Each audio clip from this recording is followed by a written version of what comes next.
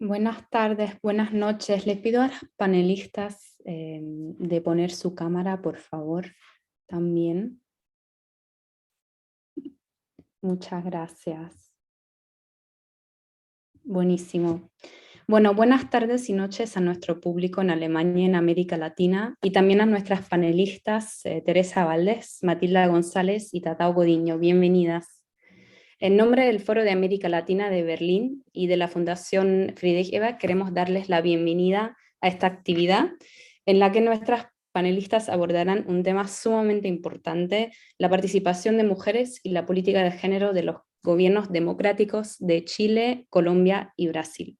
Mi nombre es Elisa Hafna y por invitación del Foro de América Latina voy a moderar esta actividad con la ayuda de varias personas, de Dedice Godiño Delgado, Magdalena Aganetti, María Ángela Torres Kremers, responsables técnicas, y Juliana Ströbele-Grego, que coordina las preguntas del público al final de este evento.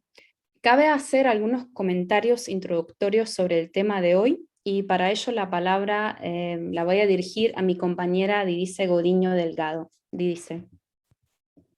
Gracias, Elisa. Buenas noches, buenas tardes a nuestras panelistas. Hay una lógica de por qué hemos elegido a Chile, Colombia y Brasil para analizar el tema que nos ocupa hoy. Si bien los tres países tienen múltiples y grandes diferencias referidas a sus contextos y desarrollos, comparten actualmente algo en común. Son dirigidos por gobiernos progresistas y, más allá, con fuerte impronta de la izquierda democrática. El perfil de izquierda quedó más explícito en Chile con Boric, que asumió en marzo de 2022, y Colombia con Petro, agosto de 2022, y menos en Brasil con Lula, enero de 2023, lo que se explica porque su gobierno se formó desde una coalición muy amplia, aunque predominantemente del Partido de los Trabajadores. Según las especificidades de cada caso, reemplazaron a gobiernos conservadores y de derecha extrema y despertaron entusiasmo y expectativas positivas. No está mal recordar que las mujeres somos la mayoría de la población y de los electores en los tres países, y nuestro voto fue muy expresivo, hasta podemos decir decisivo, para la victoria de los candidatos. Y también nos interesa destacar que las candidaturas tuvieron en general el apoyo de los movimientos feministas y de mujeres, los cuales en los tres países tienen amplia diversidad, son muy activos y se han fortalecido en las últimas décadas. Esa presión, por cierto, que ha contribuido para el lugar que la agenda de género adquirió en la propuesta de los gobiernos. Cabe preguntar entonces cómo los gobiernos, en lo que va de sus mandatos, se relacionan con los movimientos feministas y de mujeres, con sus demandas y sus expectativas.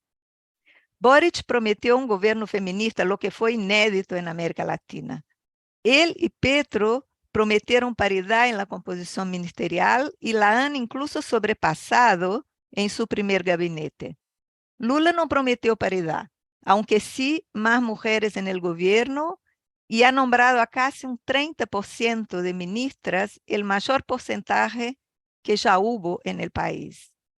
No obstante, luego de reformas ministeriales, en Colombia las mujeres ocupan un 42% de las pastas, y en Brasil 2 ministras fueron reemplazadas por ministros. ¿Por qué darle tanto destaque a la participación de las mujeres en los gobiernos?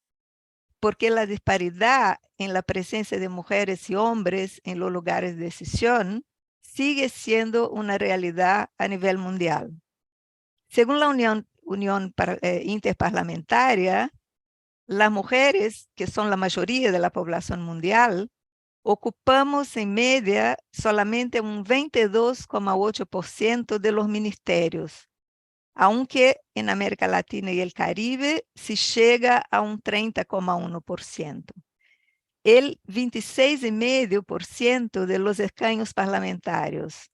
Y somos jefas de Estado y o de gobierno en solo 31 países. Reconociendo los innegables y muy bienvenidos avances en los gobiernos de que hablamos hoy, se plantea la pregunta de cuál es el poder real que detienen las mujeres que ocupan los puestos. Los tres gobiernos se destacan por políticas de igualdad de género que vamos a conocer hoy por nuestras panelistas. En todos hay un ministerio del área y sus ministras son mujeres feministas. Cabe preguntar cómo queda el desafío de la implementación de las políticas, que suele ser complejo. Es importante señalar desde el contexto político que ninguno de los gobiernos tiene mayoría en todos los ámbitos parlamentarios. Y asimismo, las parlamentarias son minoría acá sin diferenciar su posición política, son minoría en el Parlamento. Además, en cada uno de los países hay sectores sociales, políticos y religiosos que se oponen a las políticas de igualdad de género y de derechos LGBTQIA+. En definitiva, nuestra inquietud hoy es saber cómo esos gobiernos están logrando hacer una política de género con perspectiva feminista. Y con esto te devuelvo, Elisa, la palabra. Muchas gracias. Muchas gracias, Didice. Bueno, para tratar estos temas tenemos a tres personas sumamente calificadas y comprometidas a la vez. Teresa Valdes de Chile, Matilda González de Colombia y Tatao Godiño de Brasil, a quienes voy a presentar enseguida.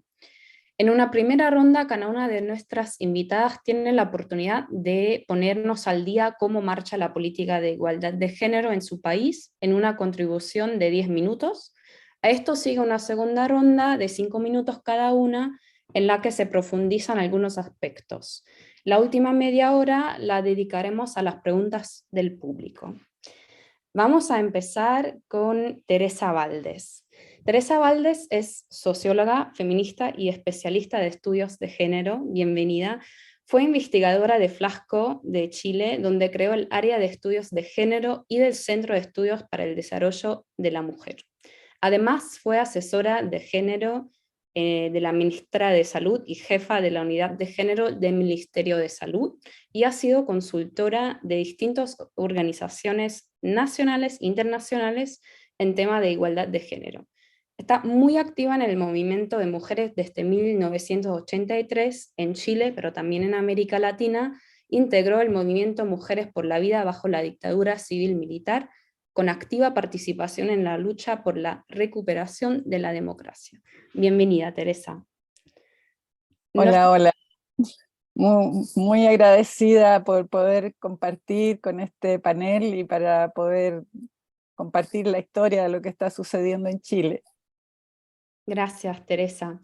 Teresa, en muchos gobiernos las mujeres suelen ocupar ministerios que son considerados pocos relevantes o tienen un peso reducido político.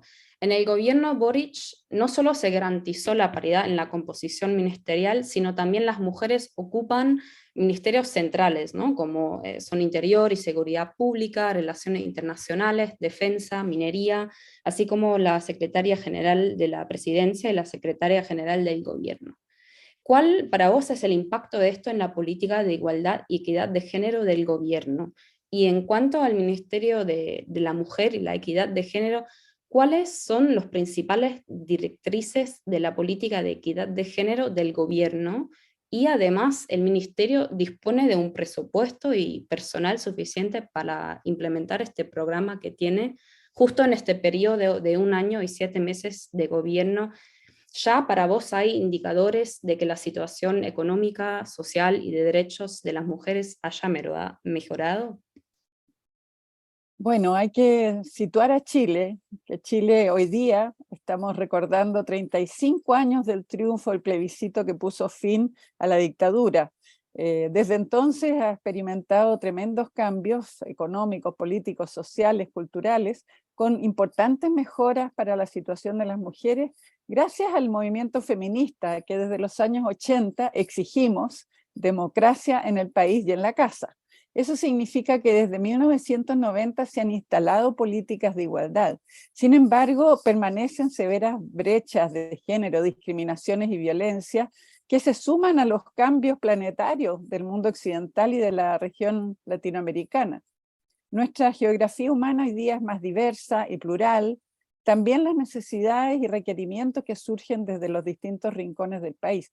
En realidad no es posible ignorar la manera en que las desigualdades afectan a la diversidad de mujeres en todo el territorio y en todos los ámbitos. Es frente a eso que el presidente Boric se comprometió a instalar un gobierno feminista.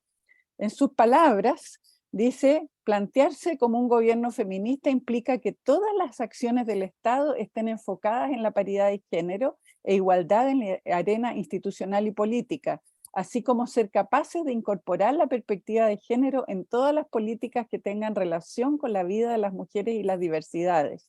Para resguardar este objetivo que debe ser transversal en nuestra sociedad, hoy cada uno de nuestros 24 ministerios, 14 de los cuales están hoy día liderados por mujeres, cuenta con asesoras de género. Es decir, en el contexto de la propuesta del gobierno feminista, el nombramiento de ministras y el ministerio estratégico es parte constitutiva.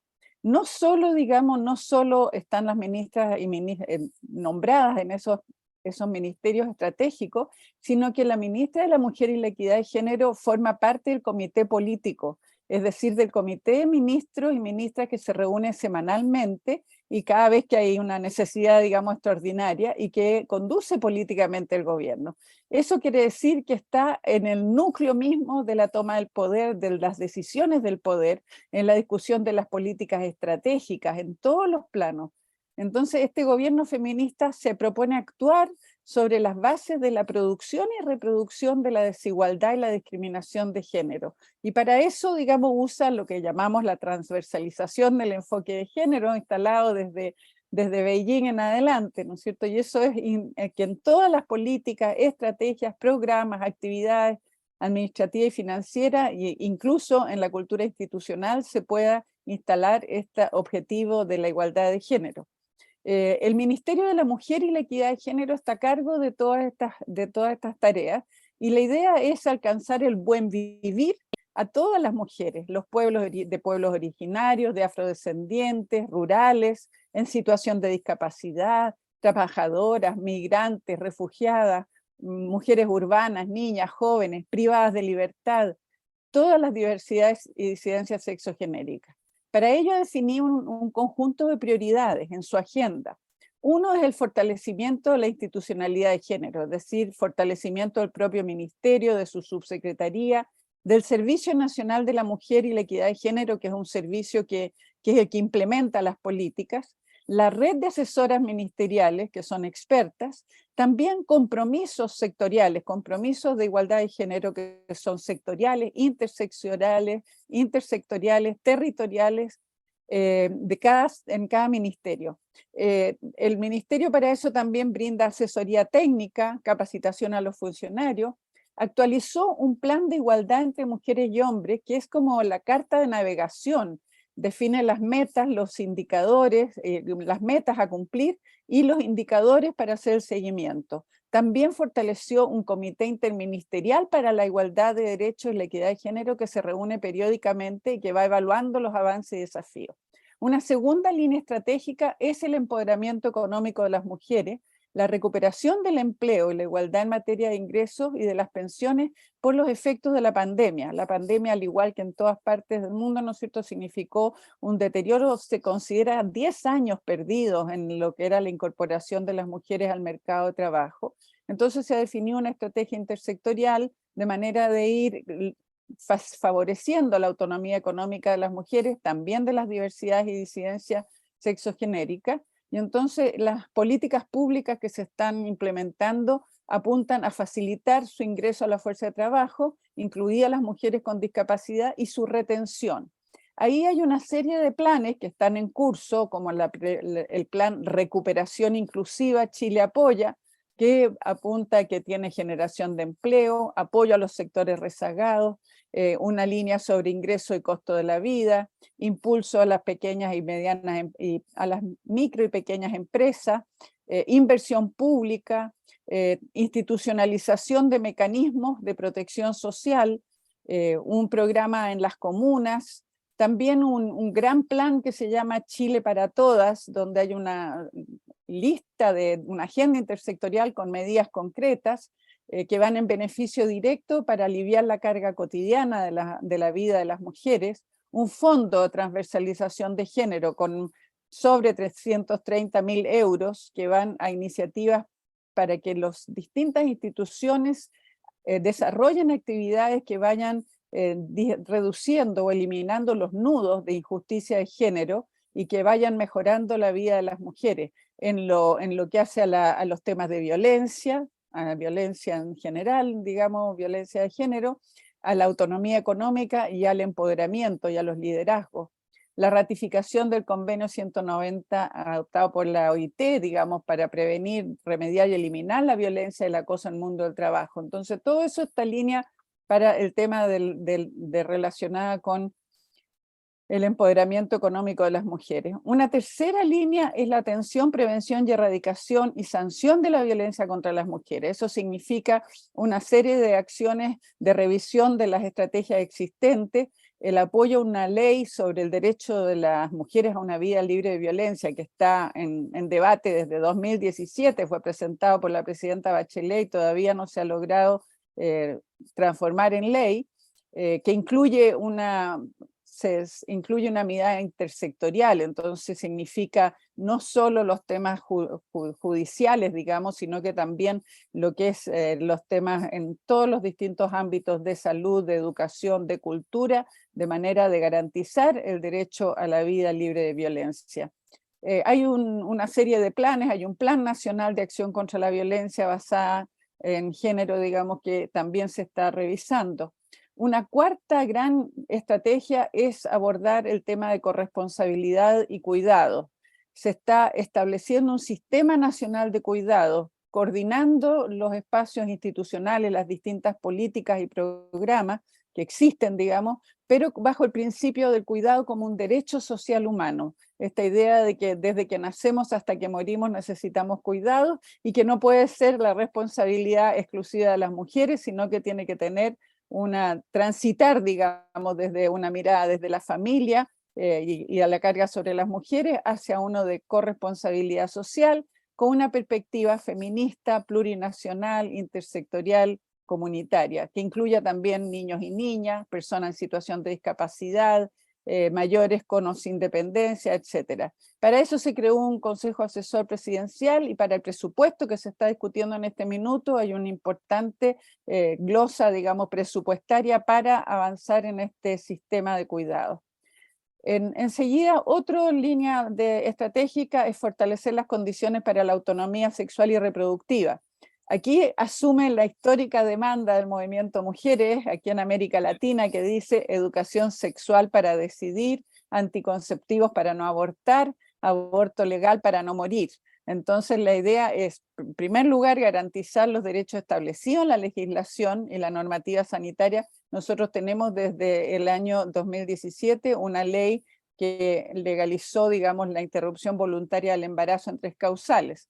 Entonces la idea, la tarea es mejorar su implementación, garantizar que este derecho sea conocido y usado por todas las mujeres que lo requieran. También está en proceso la elaboración de un modelo de educación sexual integral, inclusiva y no sexista, para ser transformado en ley. Esto por las particularidades chilenas, digamos, respecto de cómo se desarrollan los planes de educación. En la otra línea tiene que ver con paridad y participación. Nosotros tenemos una ley de cuotas, de cuota paritaria. Para el debate actual de una nueva constitución logramos las mujeres transversalmente la paridad para la constitución de esas instancias, pero la idea es extender la paridad de género hacia todos los órganos de representación ciudadana a nivel subnacional, municipal, ¿no es cierto? Y también impulsar la paridad en los directorios de empresa, en los sindicatos, en las comisiones negociadoras, fortaleciendo la participación y el liderazgo de las mujeres y las diversidades. Y la otra línea estratégica es la cultura de igualdad. Aquí es muy importante, se creó una mesa gubernamental de trabajo por los derechos de la población LGBTIQA+, que contó con la participación de organizaciones sociales y de representantes del Poder Legislativo y organizaciones de la sociedad civil diversa, y dio origen a una serie de orientaciones para el desarrollo de políticas públicas en esta materia desde una mirada intersectorial. Esto ha significado también la posibilidad de identificar, levantar alertas, ver dónde hay nuevas discriminaciones, situaciones, digamos, de violencia hacia esa población, y está en este minuto siendo desarrollada desde el propio Ministerio de la Mujer y la Equidad de Género. Algo que es interesante es que se repuso la variable de diversidad sexual y de género en una encuesta nacional de caracterización socioeconómica que es muy importante porque en ella se basan todas las políticas públicas. Y la idea es integrar también estas variables en el censo de población del año que viene. Desde el año 2000, la ministra de la Mujer y la Equidad de Género solicita a cada ministerio que entregue compromisos ministeriales de género. Como ese es un instrumento fundamental de la transversalización de género en el Estado. Y esos compromisos son evaluados anualmente. Para este periodo, los ejes prioritarios de estos compromisos son violencia contra las mujeres, Sistema Nacional de Cuidados, autonomía económica y empleo, y la población LGBTIQA+. Cada ministerio ya entregó estos compromisos y en este minuto, ¿no es cierto?, están visualizando, tiene que ver también con el financiamiento, con el personal, entonces se está viendo cómo van a cumplir dichos compromisos. El presupuesto en este país se define en una ley de presupuesto. Esa ley de presupuesto es debatida en el Congreso y ahí están tanto el presupuesto del ministerio como los compromisos de los distintos ministerios, es decir, el presupuesto para la igualdad se juega transversalmente, es aprobado por el Congreso, y eso significa tremendos desafíos y tensiones con los sectores más conservadores. Eso significa, digamos, que hay una negociación política que finalmente decide y define qué es lo que queda en el presupuesto. Sin embargo, lo más importante del presupuesto, que a veces es bastante adecuado para algunas políticas, es la gestión eficiente y eficaz. Muchas veces se juega allí el cumplimiento de los compromisos, que el presupuesto que se asigne para el año se logre ejecutar completamente, cosa que no siempre sucede. En cuanto a la mejoría de la situación de las mujeres en el poco espacio que llevamos, digamos, de gobierno, hay cuestiones que tienen que ver con temas generales, la recuperación del empleo post-pandemia, que ha habido una recuperación bastante rápida, más rápida de mujeres adultas que en jóvenes y adultos, el mayor aumento del salario mínimo desde el año 1990, la gratuidad de la atención de salud en el sistema público, que son políticas generales, pero que claramente son de mucha importancia para las mujeres. Después hay la ley que se instaló, digamos, que es el pago de pensiones alimenticias adeudadas. Es muy común, digamos, de que los padres no paguen las pensiones que les obliga la ley, entonces se puso en marcha una nueva ley y un mecanismo especial, y un registro, digamos, que que permite ese pago efectivo. Son muchas, miles de mujeres que han logrado pago de esas pensiones adeudadas. También, como decía, la reposición de la variable de diversidad sexual y de género en los instrumentos estadísticos es fundamental. Hay una ley que protege los derechos de las víctimas de delitos sexuales, que también fue aprobada recién, y una ley de reparación a las víctimas de femicidio y sus familias, que significa una pensión para cada hijo de en torno a 170 euros mensuales. Eso ha sido promovido por este gobierno y ya se logró implementar. Además, en la política de garantías explícitas de salud, que va para todas las mujeres que se atiendan en el sector público o privado, está la atención integral a las agresiones sexuales agudas. Y como les decía antes, se reduce la jornada laboral hasta 40 horas semanales. Esta ley fue promulgada recién, establece también horarios de entrada adaptables para las personas que tienen bajo su cuidado niños, niñas menores de 12 años, con bandas de tiempo de 1 a 2 horas, que permitan un horario de ingreso diferenciado al trabajo para madres y padres, trabajadores o personas que tengan el cuidado de niños. Ya se está implementando de manera voluntaria en empresas públicas y privadas. Esta es una versión muy resumida, muy rápida para contar un poco en qué consiste. Me faltaría agregar la política internacional de relaciones internacionales feministas, que ha sido interesante porque también se ha conversado con la embajadora de Alemania en Chile.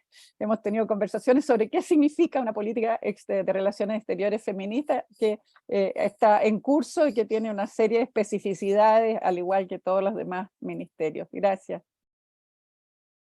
Muchísimas gracias, Teresa, por este panorama que logró, a pesar del poco tiempo, obviamente transmitirnos una idea general de la situación actual.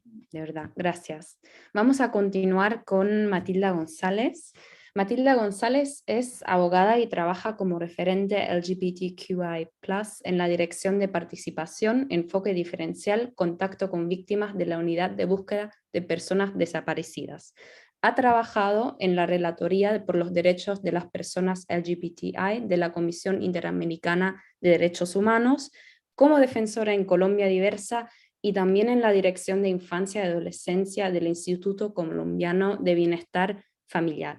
Ha escrito y trabajado para varios medios de comunicación y es cofundadora del canal de YouTube La Prohibida. Es coautora también del informe Mapeo Jurídico Trans de la International Lesbian, Gay, Bisexual, Trans and Intersex Association, ILGA, donde se desempeñó como consultora y fue responsable de la Secretaría de la Mujer de la Municipalidad de Manizales en 2020 también. Bienvenida, Matilda. Hola, muchas gracias por la invitación a esta conversación. Espero que estén muy bien. Gracias, Matilda. Matilda, la creación del Ministerio de la Igualdad y Equidad fue una de las promesas de campaña de Gustavo Petro. Sin embargo, el ministerio fue instalado recién un año después, ¿no?, de la asunción del gobierno. Una de las preguntas sería ¿por qué tan tarde? Además, se trata de un superministerio, ¿no?, que abarca todas las dimensiones de las desigualdades sociales, donde la igualdad y equidad de género son solo una de las áreas de responsabilidad del ministerio. ¿Qué papel juega la política de igualdad y equidad de género en esta constelación y cuáles son sus directrices principales? Además de esto, el Ministerio de la Igualdad y la Equidad logra establecer con los demás ministerios y órganos del Estado una política transversal. Y aquí también la pregunta, en el año y 2 meses del gobierno, ¿ya se puede identificar avances en cuanto a la situación económica, social y derechos de las mujeres? Te paso la palabra. Listo, es una pregunta también súper amplia. Voy a intentar responderla dividiéndola en tres partes. La primera es sobre el contexto sociopolítico pues que lleva a que se plantee en Colombia pues, la idea del Ministerio de la Igualdad. Después voy a pasar a un análisis legal específico de qué dice la ley con respecto al ministerio. Y finalmente, pues contarles en qué va la implementación, que es más un debate que tiene que ver con opinión pública, presupuestos y como quiénes van a quedar a cabeza de quién en el ministerio. Entonces, lo primero es súper importante, yo creo que es entender el contexto sociopolítico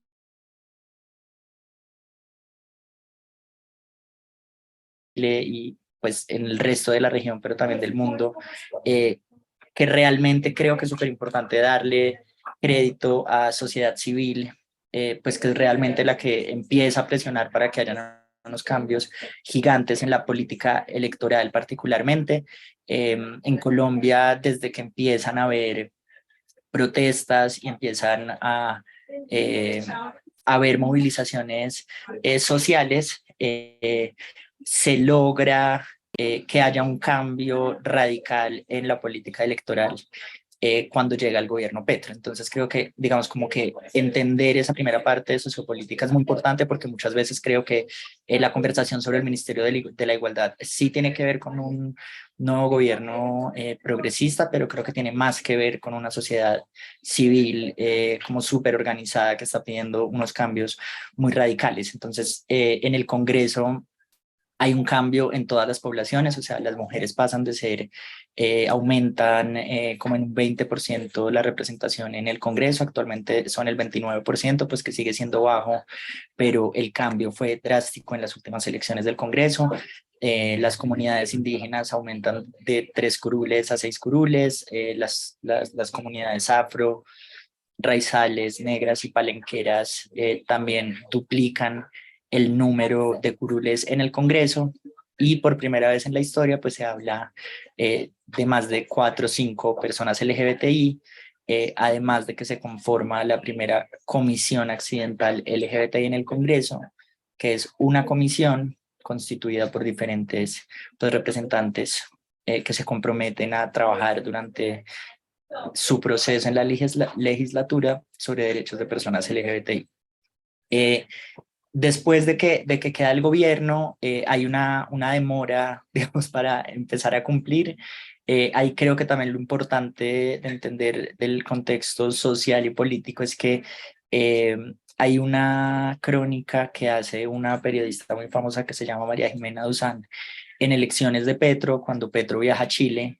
Por eso es que estaba súper interesada en lo que estaba contando Teresa, donde empiezan a hablar un poco de cómo en la cabeza de Petro empieza como esta disyuntiva o esta pregunta en política electoral: si queremos ser más una izquierda como los países más de Centroamérica y que son más cercanos a Centroamérica, o sea, de México, por ejemplo, pues que suelen ser unas izquierdas, digamos, muy conocidas por ser machistas, por ser súper homofóbicas, transfóbicas, etcétera, o si se quería parecer más a, pues, a una izquierda más parecida a la de Boric o del sur global, que pues son unas izquierdas más feministas. Entonces, desde eh, elecciones se empieza a plantear como esa jugada estratégica de cómo jugarse la izquierda y los temas de género.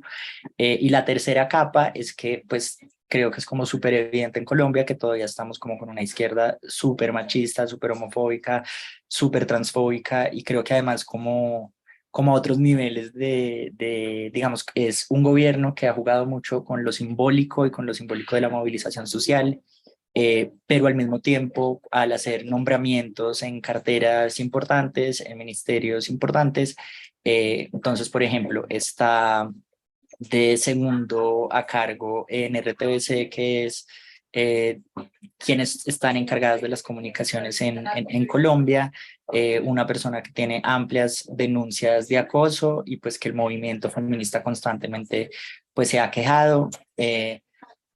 Hace parte también como de ese mismo núcleo muy cercano de Petro, eh, Cielo Rusink. Cielo Rusink primero fue nombrada en el DPS, que es la cartera con más dinero del Estado, que es el Departamento de Planeación, sí, el Departamento de Planeación, y ahora acaba de ser ternada. El presidente tiene la potestad en Colombia de dar 3 opciones para fiscal, y el fiscal general de la nación, es decir, quien hace las investigaciones criminales, es escogido por el Congreso. Y dentro de esa terna, pues incluyó a Cielo Rusink, y pues para muchas feministas, pues ha sido como una bofetada. Entonces, con eso terminó como para entender un poco cuál es el panorama sociopolítico.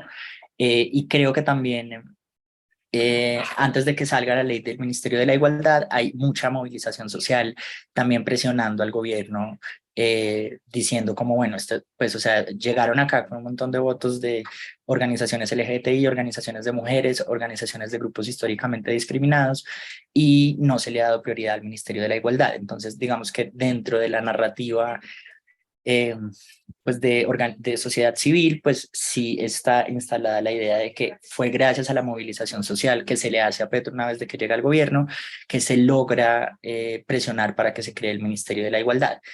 Y ahora sí les quiero hablar como ya de la parte legal. Antes de que saquen, o sea, la primera digamos, barrera o no barrera, el primer como obstáculo al que se tuvo que hacer frente era que para crear un ministerio pues hay que crearlo vía Congreso, y eso implica pues que no basta únicamente con que el gobierno lo proponga, sino pues que tenía que tener mayorías en el Congreso. Antes de hacer el proyecto se hace un decreto donde se le dan muchas facultades al ministerio. Entonces hay un miedo en sociedad civil de que esa haya sido la promesa de gobierno, que realmente no se vaya a hacer un ministerio, sino que era un decreto pues dándole más funciones a la vicepresidenta. Finalmente, en el 2023, en enero del 2023, pues pasa la ley en el Congreso y es aprobada. Digamos, cosas importantes a saber de la ley. Lo primero es que tiene muchas funciones, y dentro de esas funciones pues se da la función de eliminar barreras económicas, sociales y políticas de discriminación contra las mujeres. También una amplia función que tiene que ver con la eliminación de todas las violencias contra las mujeres. Eh, y también tiene constantemente dentro de la ley un enfoque que no es solamente poblacional, o sea, que no solamente está enfocándose en poblaciones históricamente discriminadas, sino también territorial. O sea, dice que ese ministerio debe darle prioridad a los territorios, digamos, por fuera de la centralidad del país. También le entrega funciones para combatir la pobreza, el hambre, la malnutrición, para hablar de enfoques de derechos de género diferencial, étnico y racial. También hay una función pues, que me llama la atención, que es articulación con el Ministerio de Relaciones Exteriores, y que tiene la función específica de cumplir las recomendaciones de organismos internacionales, lo cual pues, me parece súper positivo. Y también, al igual que en Chile, tiene una función específica que es una política de cuidado nacional. Ese es como en cuanto al enfoque temático, territorial, etcétera.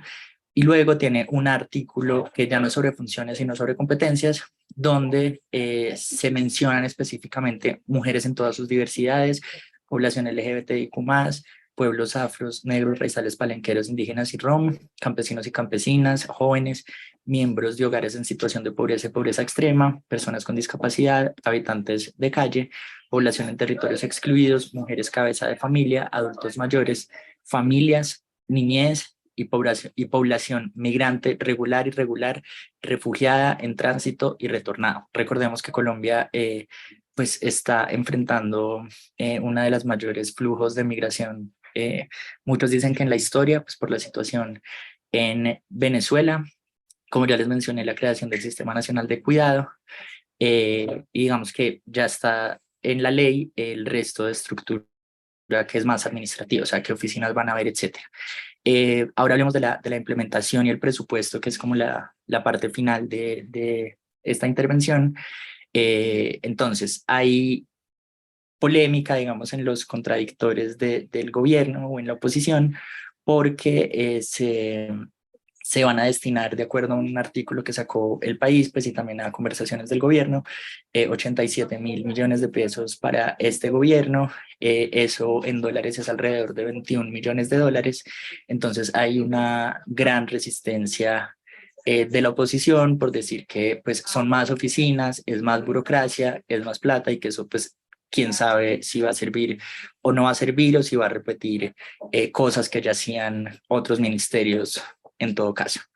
Y lo que también ya se anunció es que ese ministerio va a contar con varios viceministerios, y que esos viceministerios van a ser para mujeres, juventudes, población LGBTIQ, personas con discapacidad, y un quinto que no se ha decidido. El quinto, digamos que hay rumores sobre si va a ser con temas de trabajo sexual. Entonces ahí también como un poco para salirnos de la discusión del ministerio, que es como la última parte de la pregunta que me hace Elisa, es cómo estamos también en derechos pues para las mujeres. Entonces creo que no sé, me parece que estamos como en un lugar muy agridulce, porque creo que efectivamente como que sí se están viendo políticas, iniciativas a favor, o sea, sobre todo como con un enfoque territorial de conflicto armado, pero también creo que en algo que se está pecando mucho de parte de este gobierno es uno como en por un lado, como de tener una apuesta por lo simbólico, pero luego ignorar todo lo que tiene que ver con género, o sea, como ustedes ven los discursos de Petro en ámbitos internacionales, etcétera, y son como súper chéveres, o sea, como que nombrar a la primera vicepresidenta es una mujer negra que va a quedar a cargo de un ministerio de la igualdad y va a ser una persona afro, una mujer afrodescendiente, pero al mismo tiempo como poniendo de símbolos en lugares de poder pues a gente que es conocida por pues sí ser violentadora o por defender gente que tiene violencias. Hay otros temas específicos, pero no me quiero extender porque creo que ya se acabó el tiempo, si no estoy mal, y es como resaltar que en el Ministerio del Trabajo nombran a una mujer que viene de la lucha sindical y una de las cosas que hace durante su primer año es reunirse con el movimiento de trabajadoras sexuales y en avanzar en recomendaciones y en sentencias que tienen que ver con los derechos de las trabajadoras sexuales, y hay rumores de que posiblemente pues vaya a tener el Ministerio de la Igualdad, porque así lo ha hecho desde que se posicionó como una política específica para proteger los derechos de las trabajadoras sexuales, que eso también creo que es importante resaltarlo. Entonces sí, es como, sí, difícil de definir. Y creo que también es, no sé, si ya para finalizar, como que creo que no sé, como que los hombres en la izquierda siguen teniendo derecho a decir lo que piensan, a ser disruptivos, pero las mujeres no. O sea, realmente todas las mujeres que han intentado criticar al gobierno terminan silenciadas con un montón de propaganda en contra de ellas, desprestigiándolas. Entonces, no sé, es muy agridulce este momento en Colombia. Y también una falta de técnica pues, que va a ser un tiro al pie, o sea, como muchas cosas simbólicas, pero uno va y mira presupuestos y muchas veces, por ejemplo, el presupuesto para víctimas del conflicto redujo, o sea, como ¿quién se iba a imaginar un gobierno progresista? En fin, pero ya con eso termino.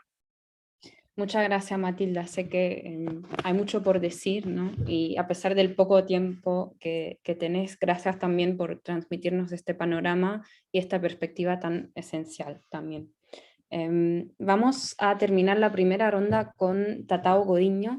Les vamos a pedir también hablar un poquito más lento para las traductoras, incluyéndome a mí también. Bueno, bienvenida, Tatao. Tatao Godiño fue responsable del área de políticas de trabajo y autonomía económica de las mujeres de la Secretaría Nacional de Políticas para las Mujeres durante el gobierno de Dilma Rousseff, y entre 2000 y 2004 coordinó el área de políticas públicas para las mujeres de la ciudad de San Pablo. Es doctora en ciencias sociales, es autora de varios artículos sobre áreas de la temática feminista y en especial la participación política y políticas públicas para las mujeres. Coorganizó el libro Mujeres Brasileñas y Género en los Espacios Públicos y Privados, una década de cambios de la opinión pública, eso publicado en 2003 por la Fundación Perseu Abramo, y además es militante de la Marcha Mundial de las Mujeres. Bienvenida, Tatao. Tatao, en Brasil la situación es un poco distinta, ¿no? Aquí las instituciones políticas gubernamentales volcadas hacia las mujeres y la igualdad de género y equidad fueron sistemáticamente destruidas, reducidas y marginalizadas durante el gobierno de Bolsonaro, ¿no? Y reemplazadas por una política retrógrada antifeminista. Ante esta situación, ¿a qué desafíos se ve confrontado el gobierno de Lula? Porque a diferencia de Chile y Colombia, el gobierno de Lula se formó desde una amplia coalición que incluye hasta sectores conservadores, ¿no? Ello significa que también interior de la coalición del gobierno hay alguna resistencia contra una política de igualdad de género progresista. Y además de eso, ¿cuál es la agenda central del Ministerio de la Mujer? ¿Qué propuestas hay volcadas a mejorar la situación económica, también social y de derechos de las mujeres? y qué medidas se han podido implementar hasta ahora. O sea, aquí también vale la pregunta si el Ministerio dispone de presupuesto y personal para implementar su política. Te paso la palabra, Tatao. Gracias, mucho gusto de estar aquí con ustedes en ese debate y me gustaría saludar a Elisa, Didice, Teresa, Matilda y agradezco a LAF y la Fundación Ebert por la invitación. De hecho, Brasil ha vivido un largo periodo de destrucción y bloqueo de las políticas progresistas. Los temas de igualdad, no discriminación han sufrido un ataque especial. Desde luego, el primer reto del gobierno Lula es retomar, reconstruir instrumentos básicos y políticas que han sido desmanteladas o achicadas desde el golpe de 2016. Además de políticas que miran específicamente a las mujeres, es muy importante destacar la reconstrucción de políticas sociales generales que son básicas para la vida y el cotidiano de las mujeres, como la inversión en políticas de apoyo técnico y monetario para pequeños y pequeñas productoras rurales, la retomada de políticas universales para acceder al agua y la electricidad, por ejemplo, la retomada de la política de valorización del sueldo mínimo. Cerca de 43% de las mujeres ocupadas en Brasil recibe hasta un salario mínimo, que en Brasil es 243 euros al mes. Creo que yo no estoy en el gobierno, entonces hago mi síntesis a partir de mi comprensión. Entonces creo que es correcto apuntar 5 grandes ejes en la actuación del gobierno y del Ministerio de las Mujeres. 1, enfrentar la violencia contra mujeres y niñas. 2, las desigualdades económicas y discriminación en el trabajo. 3, elaborar una política nacional de cuidados. 4, desarrollar las políticas con una dinámica de transversalidad e intersectorialidad y priorizar las relaciones federativas con estados, que son las provincias en Brasil, ¿no? Y municipalidades. Y 5, finalmente, una actitud general que veo como muy importante de retomar en la agenda pública en el país la legitimidad de relaciones sociales igualitarias, de autonomía de las mujeres. Son 9 meses de gobierno hasta hoy. Voy a apuntar algunas acciones para darles una idea más concreta. En el tema de la violencia, el ministerio trabaja con 2 dinámicas, por así decir, en echar una voz pública contra la violencia sexista y a la vez reorganizar y ampliar el número de servicios, fortalecer una red de atención. Así que de pronto reorganizó el Servicio Nacional de Teléfono de Orientación y Ayuda, que llamamos DISCE 180, que había sido descontinuado. Retomó la construcción, ampliación del número de servicios de apoyo a las mujeres victimizadas por violencia. Aprobó el pago de alquiler provisorio de emergencia para las mujeres en situación de violencia doméstica. Además, el ministerio está organizando una campaña pública nacional de concientización contra la violencia llamada Marcha contra la Misoginia y empezó la articulación de un pacto nacional con estados y municipalidades para enfrentar el femicidio, lo que demanda una articulación muy fuerte con el Ministerio de Justicia, con los tribunales regionales, estaduales y con las redes policiales. El segundo eje, que es el tema de la desigualdad económica y discriminación en el trabajo, el gobierno tomó la iniciativa de proponer al Congreso Nacional una ley de igualdad salarial y formó un grupo de trabajo interministerial con la participación de representantes de las federaciones sindicales y patronales para definición de las estrategias. Las empresas tendrán que presentar datos y informaciones y proponer medidas de promoción de las mujeres. Por cierto, que la diferencia de ingresos entre mujeres y hombres demanda acciones mucho más allá de medidas legales. Aún más en el caso de Brasil, a donde un 40% de la fuerza de trabajo es informal. Por ejemplo, la gran mayoría de las trabajadoras domésticas o gran parte de trabajadoras en comercio o pequeños servicios. Así que la ley tiene un sentido de promoción, pero demanda acciones en muchas otras áreas diferentes de promoción de trabajo.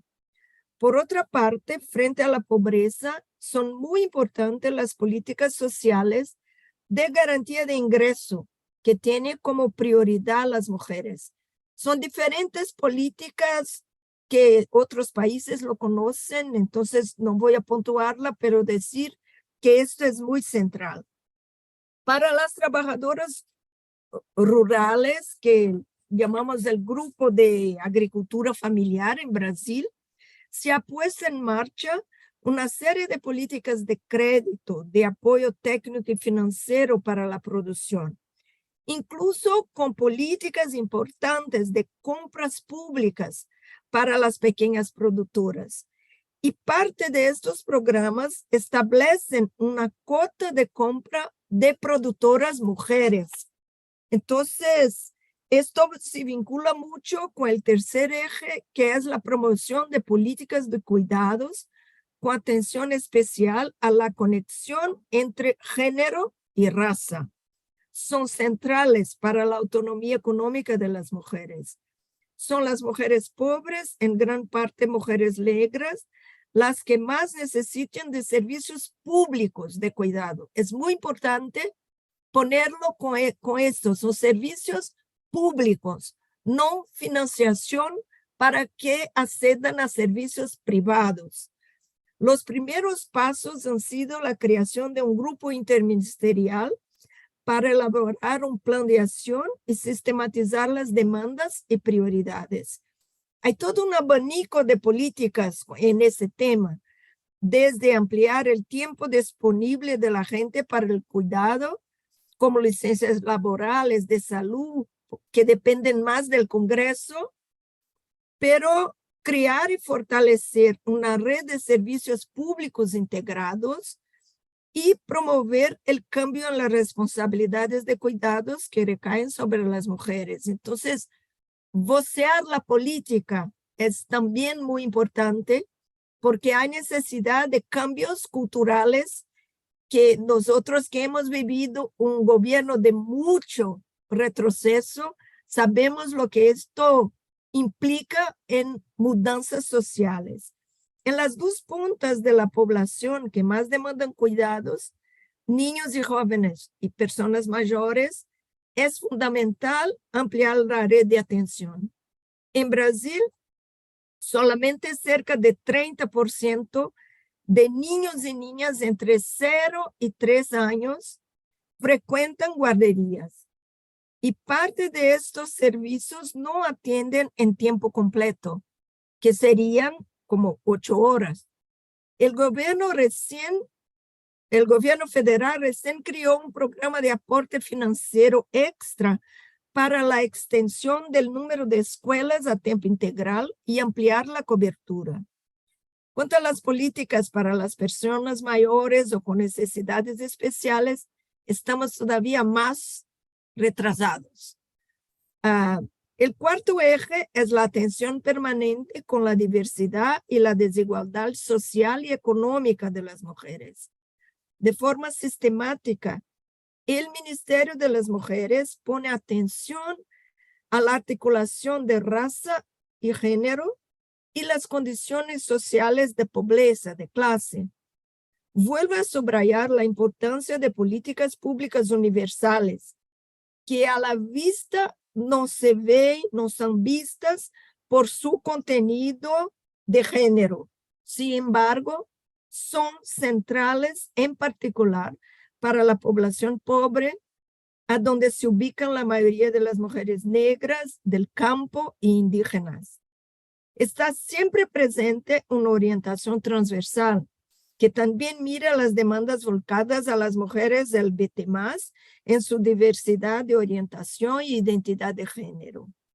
Y finalmente, señalo como quinto eje la actitud general de parte del gobierno de reponer en la agenda pública del país la legitimidad de relaciones sociales igualitarias, la autonomía de las mujeres, de cuestionar la división sexual del trabajo.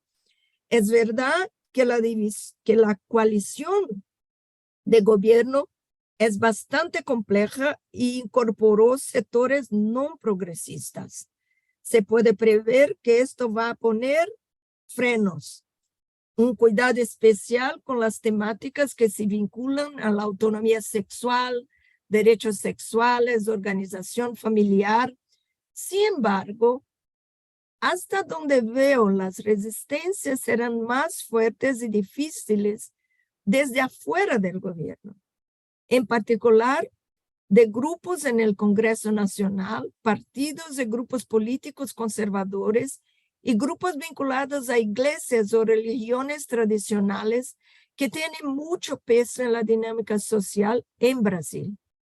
Vale apuntar que hay en el Congreso un grupo grande de diputados evangélicos y católicos, no nos olvidemos, y católicos, que actúan articulados como bloque de presión. Llamamos aquí bancada o fracción evangélica o fracción religiosa.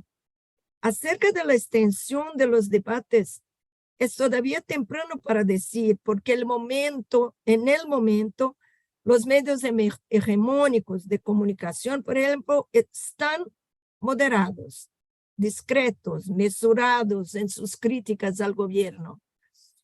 Creo que el trauma político del gobierno Bolsonaro, los daños sociales de la violencia difundida, la invasión del Palacio en Brasilia en enero de este año, todavía pone algunos frenos a sectores que se han puesto como aliados de la derecha en periodos anteriores. Así que el debate público sobre autonomía, derechos e igualdad, la extensión de una agenda progresista, será sin duda un reto permanente por todo el periodo de este gobierno. Es un ministerio pequeño, con pequeño presupuesto. Su trabajo es mucho más de articulación política con los diferentes órganos que la implantación directa de las políticas. Gracias. Me quedo por aquí. Muchísimas gracias, Tatao, también a vos por el panorama y las perspectivas que nos presentaste acá, también en ese corto tiempo. Vamos a pasar enseguida a la segunda vuelta de exposiciones, que ahora van a ser más cortas, un máximo de 5 minutos por panelista, y vamos a volver a empezar con Teresa. Teresa, el gobierno de Boric asumió el 11 de marzo del 2022, el año pasado. El rechazo el 4 de septiembre siguiente de la propuesta de constitución, que tenía una directriz muy progresista en cuanto a la igualdad de género, le ha significado una dura derrota, ¿no? ¿Cómo el gobierno ha podido recuperarse de ese retroceso y cómo se han desarrollado en este año en medio las relaciones entre el gobierno, los movimientos de mujeres y movimientos feministas y la comunidad LGBTQI+? ¿En qué aspectos hay apoyo en estos movimientos al gobierno y dónde hay crítica hacia el gobierno también? ¿Y qué política en general y también específicamente desarrolla el gobierno dirigida específicamente a superar y neutralizar estas resistencias a su política de igualdad y equidad de género que se manifiestan de parte tanto de la derecha política como también de sectores sociales bastante relevantes? Te paso la palabra. Gracias. Mira, el rechazo de la propuesta de constitución el año pasado significó sin duda una derrota enorme, pero más que para el gobierno, para los sectores progresistas y muy en particular para el movimiento de mujeres y feministas, que habíamos logrado incorporar de manera transversal normas muy importantes de igualdad de género, de no discriminación, de paridad, y en todos sus capítulos. En realidad es un documento donde logramos las feministas y las mujeres incorporar muchas normas que eran muy queridas.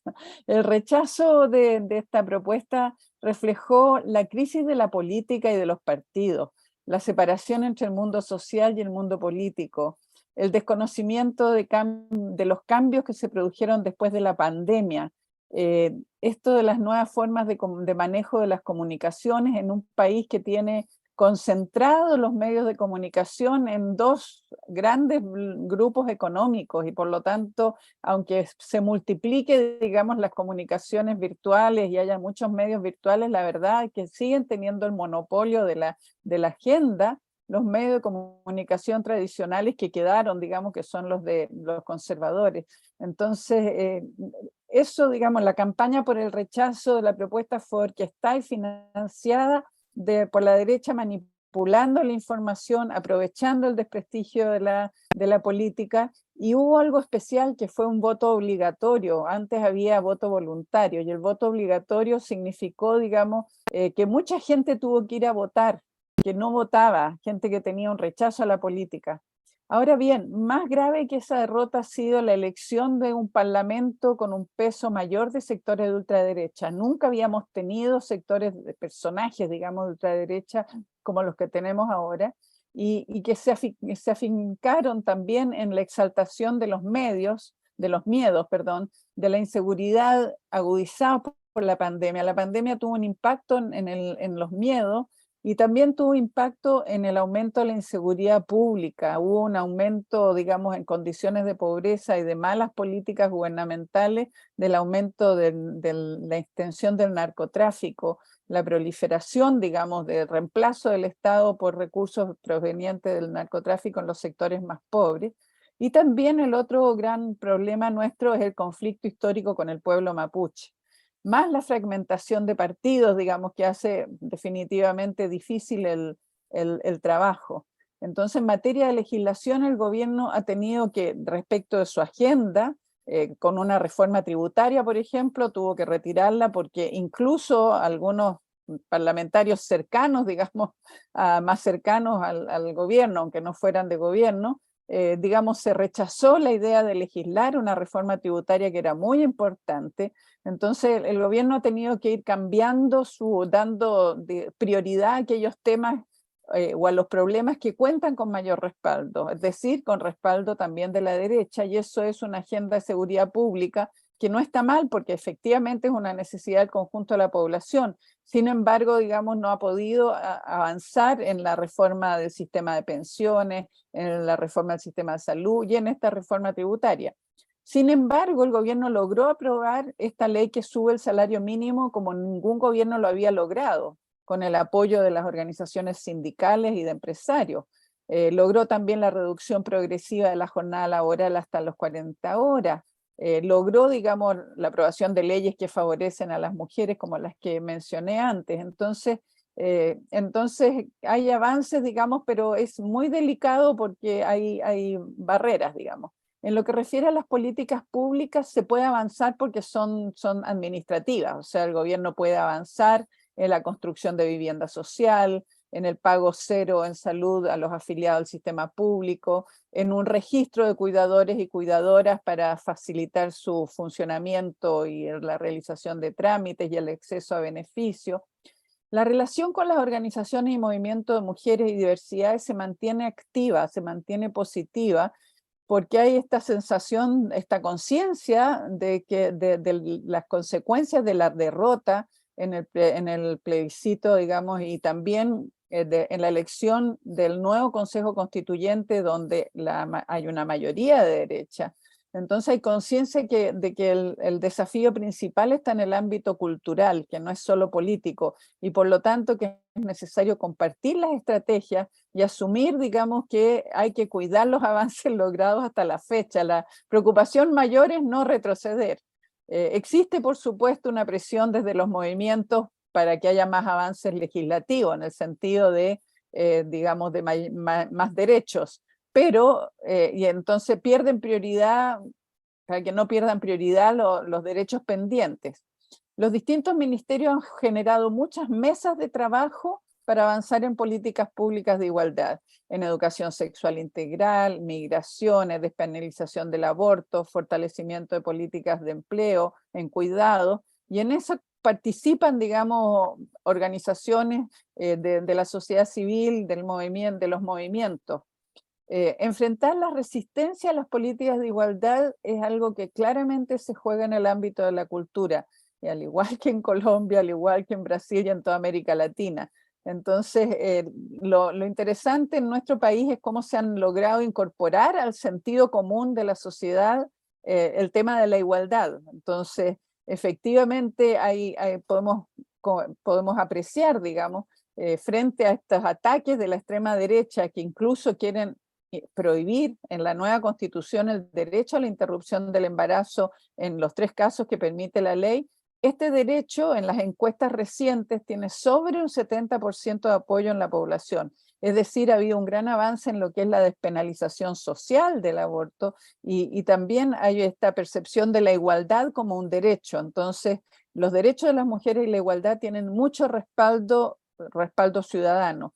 Ello no ha podido ser ignorado en el debate de las propuestas de normas constitucionales actuales. Entonces, más que lo que puede hacer el gobierno en este momento tiene que mantenerse al margen, digamos, del debate que está haciendo, que hoy día, ayer entregó en realidad el primer borrador y es terrible, tiene retrocesos definitivos, pero todavía faltan varios pasos en el proceso de llegar al borrador que tendremos un nuevo plebiscito para aprobar o rechazar en diciembre. Gracias, Teresa, muchas gracias. También para señalar el enfoque en las organizaciones sociales, sobre todo. Vamos a seguir con Matilda, yendo en una dirección similar. Matilda, en su propuesta de un Plan Nacional de Desarrollo, el gobierno anunció que invertiría en un amplio plan para enfrentar la violencia de género, ¿no? Y en un programa nacional para ciudades y regiones seguras. Organizaciones feministas han exigido medidas concretas, ¿no?, ser implementadas en las ciudades y las regiones rurales, y han criticado que esta estrategia del gobierno no ha pasado hasta ahora de tweets and pictures, fotos, ¿no? ¿Qué perspectiva ves para esta propuesta y cuáles son las medidas y políticas que pueden ser exigidas para mejorar la situación? ¿Cómo se han desarrollado hasta ahora las relaciones entre el gobierno, los movimientos de mujeres y feministas y la comunidad LGBTQI+? ¿Y el gobierno puede seguir contando con su apoyo, o más bien qué rol juega también la vicepresidenta Francia Márquez en este apoyo que se pide? Y aquí también se pone la pregunta que también hemos hecho antes, sobre qué hace el gobierno para superar el rechazo a la política de igualdad y equidad de género por parte de sectores políticos y de la sociedad. Te paso la palabra, Matilda. Listo, muchas gracias. Con respecto al Plan Nacional de Desarrollo, pues hay varias cosas que se pueden rescatar. Digamos, por un lado es que ha habido una gran consulta con diferentes poblaciones con respecto al Plan Nacional de Desarrollo. Entonces, eso ha permitido, digamos que ha permitido que muchas poblaciones de diferentes territorios pues puedan dar su opinión o explicar cómo creen que se puede materializar ese Plan Nacional de Desarrollo. Otro punto importante es que el Plan Nacional de Desarrollo crea un fondo específico que es de patrimonio autónomo y que será destinado para administrar de manera eficiente los recursos destinados al desarrollo de programas, de planes, de proyectos.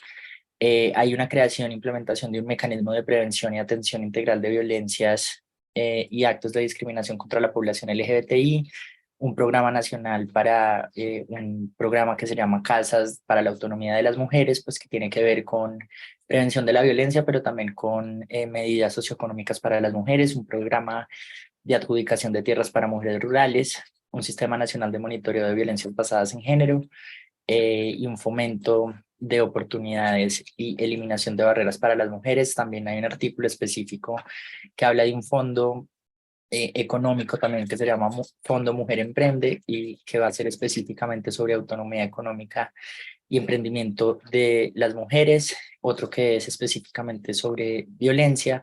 Eh, entonces, digamos que sí hay, por lo menos en el plan de desarrollo, pues un desarrollo robusto con respecto a las necesidades que ha planteado pues el movimiento feminista, el movimiento de mujeres. También hay algunos avances con respecto a la discusión que mencionabas, o sea, sí, digamos, como algo que ha pasado durante el gobierno es que, digamos, hay unos anuncios, los anuncios no se cumplen, y entonces sociedad civil ha estado haciendo veeduría de esas diferentes pues, promesas de campaña, pero también incluso después de campaña.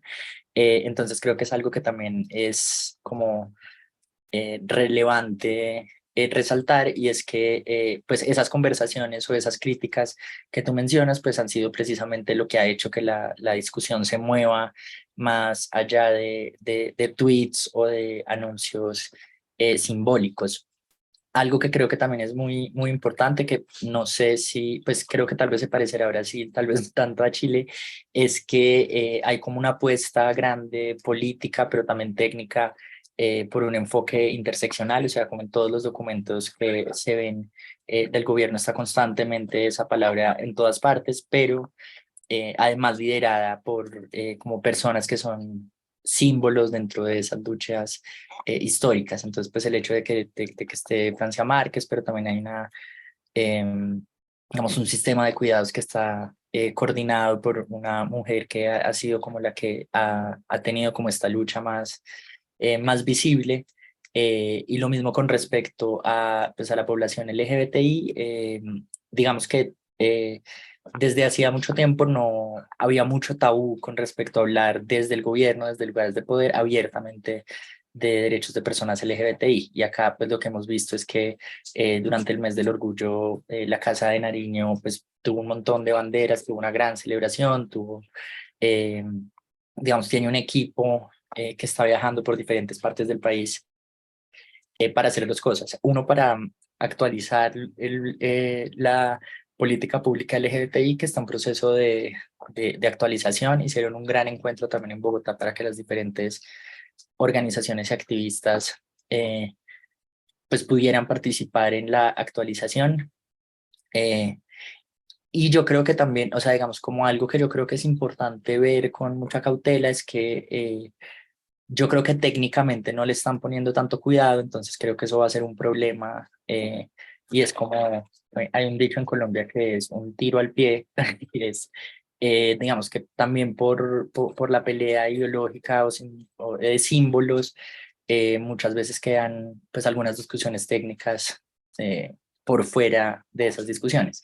Y hay otras discusiones que son más estructurales que también pues escuchaba tanto a Teresa como a Tatau, que tienen que ver con, por ejemplo, la política de drogas, la reforma a la justicia que está planeando el Ministerio de Justicia, que tiene un montón digamos que también están pensando un montón en madres cabeza de familia, cómo impacta a las mujeres el sistema carcelario, en cómo tener un sistema penal menos punitivo, donde se está pensando que la mayoría de mujeres que están en la cárcel están por delitos relacionados a la pobreza. Entonces se están pensando un montón de reformas de acceso a la justicia, del sistema de justicia, que tienen que ver con darle beneficios pues a mujeres, a madres cabeza de familia, etcétera. Y pues una apuesta grande por una discusión de la legalización de las drogas, pues que tiene como un pedazo internacional grande, o sea, como un proceso de incidencia donde se reconoce, digamos, que si no hay una conversación internacional al respecto, pues es muy poco lo que pueden hacer los países. Y ya para finalizar, creo que hay un conflicto grande con respecto a la política exterior, porque digamos hay como de dientes para afuera, se dice que es una política exterior feminista, pero realmente la información que pues tenemos de adentro, digamos que también lo que hizo posible que llegara un gobierno progresista al poder fue que se hicieron diferentes alianzas con pues partidos conservadores, con partidos no necesariamente progresistas, y una de esas, digamos, cuotas políticas, entre comillas, es el Ministerio de Relaciones Exteriores, que quedó a cargo como de alguien muy conocido con el movimiento conservador colombiano, y pues sabemos que si bien de dientes para afuera se ha dicho y se ha hablado de una política exterior feminista, realmente lo que ha pasado adentro es que pues han sacado de sus cargos, no se puede hablar del tema, no es una prioridad. eh, entonces es como compleja la respuesta, como todo, porque creo que siempre está como en una balanza que si no se hacen unas concesiones, pues no se podría gobernar, pero al mismo tiempo pues otra vez terminan perdiendo como los mismos de siempre. Vale, muchísimas gracias, Matilda, también a vos por esa perspectiva y también tu opinión sobre la situación actual en el gobierno. Tatao, vamos a dirigirnos a vos con la última pregunta de la segunda ronda. Lula asumió la presidencia el 1 de enero de este año y contó con un gran apoyo de las mujeres y también las organizaciones de mujeres, que como otros también sectores tenía muchas expectativas, ¿no?, de cambios reales. Sin embargo, Brasil permanece una sociedad bastante conservadora, como muestra tanto la presencia dominante del bolsonarismo en el Congreso Nacional y también en los gobiernos estatales, así como también el crecimiento de las iglesias evangélicas en el país que también mencionaste antes. ¿Cómo esas resistencias a una política progresista de igualdad de género pueden ser superadas o neutralizadas desde el gobierno? Es una pregunta. Y también los movimientos de mujeres y feministas y de colectivos LGBTQI+, apoyan el gobierno. ¿Existen articulaciones o canales de interlocución entre el gobierno y estos actores sociales? ¿Está presente en esta interlocución el enfrentamiento de temas polémicos de agenda de las mujeres, como son los derechos sexuales y reproductivos, y también en particular el derecho al aborto? Te paso la palabra, Tatao. Gracias. Son temas muy complejos. El gobierno sí pone una fuerte atención al diálogo con los movimientos sociales. Por ejemplo, en sus primeros meses, cuando el gobierno tenía que proponer un plan plurianual para los próximos 4 años, se organizó un proceso de encuentros presenciales y consultas virtuales que, a mi juicio, tuvieron más el mérito de ser plenarios de debate que, de hecho, aprobación de propuestas o directrices para el gobierno. Todavía, con un sentido positivo de diálogo y movilización, no tanto de planificación. Entonces, yo creo que esta dinámica es una dinámica muy presente en los gobiernos del PT y hay que profundizarla porque hay una inversión en foros de participación social, desde foros genéricos como de foros más especiales, de públicos especiales, consejos de participación, la previsión de conferencias nacionales de los distintos grupos sociales, de mujeres, movimiento negro, población indígena, personas con deficiencia, y también de temas, salud, educación, derechos humanos, economía solidaria, a lo largo del gobierno. Pero es necesario ir mucho más allá de foros de diálogo. El Brasil tiene un movimiento de mujeres fuerte, con capacidad de movilización en distintos momentos. Los partidos de izquierda, el movimiento sindical progresista, grupo de mujeres negras, el movimiento popular y del campo son también parte de este movimiento de mujeres y feministas y aportan a fortalecerlos y movilizarlos. También grupos y colectivos feministas, grupos LGBT+, se han posicionado fuertemente contra la derecha. Y yo pienso que estos movimientos de mujeres y feministas de forma amplia apoyan al gobierno Lula sin duda. con grados distintos de compromisos y con expectativas que van a cambiar con el tiempo. Por esto, es necesario dinámicas de interlocución que necesitarían ser más profundizadas. Tuvimos recién en agosto una gran movilización de mujeres protagonizada por trabajadoras del campo, la Marcha de las Margaridas, que llevó cerca de 100,000 mujeres de todo el país hacia Brasilia, con reivindicaciones e interlocución con el gobierno, interpelando directamente al presidente Lula. Este tipo de movilizaciones son importantes, pero hay que buscar otros caminos también, porque contradicciones muy fuertes se van a manifestar. El gobierno está muy presionado por los sectores conservadores, lo que se ve muy fuerte desde los embates en el Congreso, pero no es solamente el Congreso. Más allá de las divergencias en los temas económicos, siguen arraigadas en la sociedad visiones muy conservadoras sobre temas como familias, sobre sexualidad, orientación sexual, identidad de género, derechos reproductivos, educación diferenciada, cuestiones centrales para la autonomía de las mujeres, para la construcción efectiva de ciudadanía e igualdad.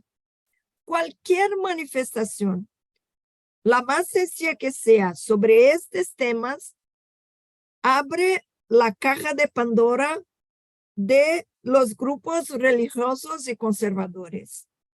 Sobre el aborto, hasta ahora la argumentación oficial, formal del gobierno ha sido que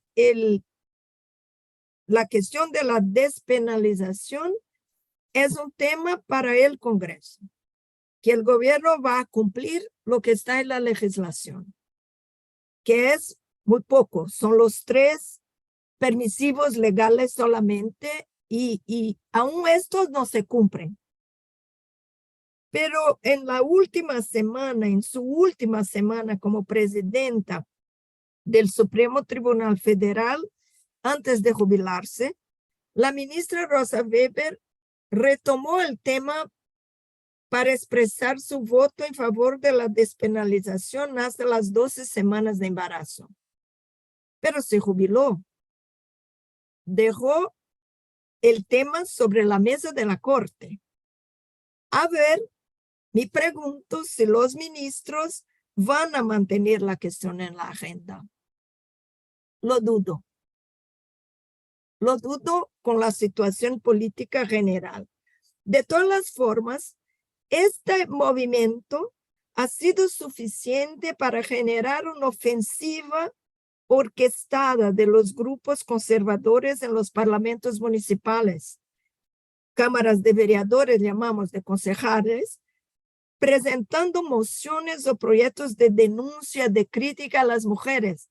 Este es un ejemplo de cómo la derecha y los grupos conservadores se organizan. Son temas gruesos, complejos, que demandarán mucho más articulación del movimiento de mujeres y feministas y de todos los sectores progresistas. Y como que profundizar el debate con el gobierno. Existe la buena voluntad, pero no está todavía organizada de forma tan fuerte como necesitamos para generar cambios. Gracias. Muchas gracias, Tatao, también a vos. Vemos que es un panorama muy amplio y que los temas son complejos, pero también muy importantes para discutirlos. Vamos ahora, para que nos dé mucho tiempo, o bastante más tiempo, a las preguntas del público. Juliana, te paso la palabra y otra vez muchísimas gracias a las panelistas. Muchísimas gracias, Elisa. Y también de mi parte, buenas tardes a todas ustedes, muy bienvenidas. Y bueno, me voy a dedicar a las preguntas que nos llegaron y las voy a presentar siempre a la ponente a que responde, y si hay preguntas en formas más generales, entonces les invito a las tres dar unas respuestas desde su punto de vista. Bueno, la primera está dirigida a Tatao. Patricia pregunta sobre el retroceso a nivel sociológico en el Brasil, el empoderamiento de grupos fascistas, el avance de la Iglesia Católica, tanto también sobre todo las evangélicas. ¿Qué significa todo eso?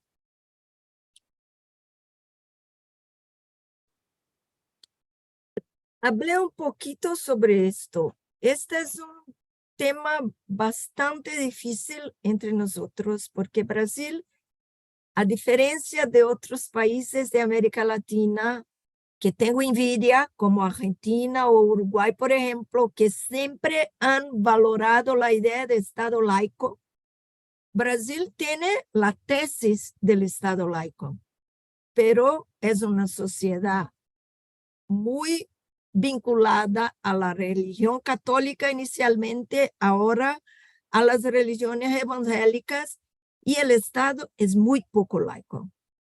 Habla de esto, pero no lo es. Está muy involucrada en la política, la religión, y no tenemos barreras suficientes para esto. Entonces, el cambio cultural es muy importante. Para el movimiento de mujeres es muy importante también. Y hacer un debate público de